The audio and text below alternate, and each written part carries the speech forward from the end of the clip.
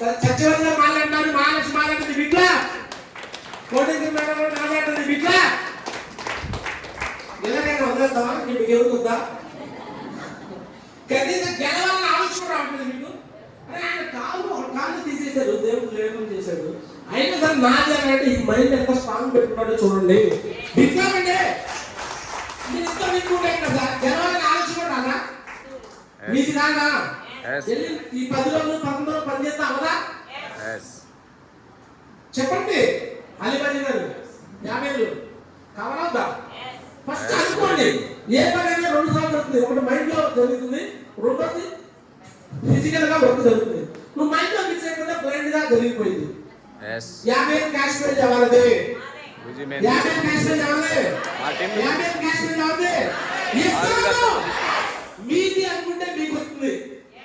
First నమ్మకం పెట్టండి, దాని తర్వాత మ్యాచింగ్ యాక్షన్ చేయండి. మ్యాచింగ్ యాక్షన్ అంటే పని, దాని తర్వాత పని చేయండి. పని చేస్తే అయిందే కదా. అలాగే 30,000 క్యాష్ ప్రైజ్, 20,000 క్యాష్ ప్రైజ్. ఇక్కడ ఉన్న వాళ్ళలో మరి మీరు 100% ఈ క్యాష్ ప్రైజ్ మొత్తం తీసుకుంటారా? బి క్లాస్ కోసం. సో నెక్స్ట్ అట్లానే ఇంకొకటి క్యాష్ ప్రైజ్ లో నేను వర్క్ ఏమను పెద్ద స్టేజీ పైన ఆగస్టు 2 పెద్ద స్టేజీ పైన ఇదిగోండి ఇలా చెక్కు తయారు చేసి 50,000 క్యాష్ ప్రైజ్ అప్పట్లో పాటిమల సుధాకర్ ఇచ్చాను. ఇచ్చామా లేదా? అడగండి కావాలని చెప్పాడా లేదా? గెలిచినందుకు ఇచ్చేసాం అప్పుడే. ఇగో ఇలా పెద్ద చెక్కు తయారు చేసి క్రికెట్ లో క్రికెట్ ఇస్తారు కదా, ఆ మాదిరిగా చెక్కు ఇచ్చేవాడు. రేపు పొద్దున మీ పేరు ఇక్కడ ఉన్నారు, ఇక్కడ పాటిమల సుధాకర్ పేరు ఉన్నట్టు ఇక్కడ ఎవరి పేరు రావాలి? మీ పేరు రావాలి. ఎవరి పేరు రావాలి?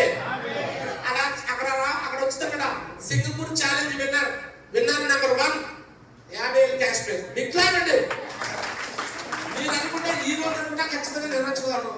రైట్గా రైట్. మా పెద్దనాన్న వస్తుంది, ఆయన కోసం బిట్లానండి. మా పెద్దనాన్న కోసం బిట్లా.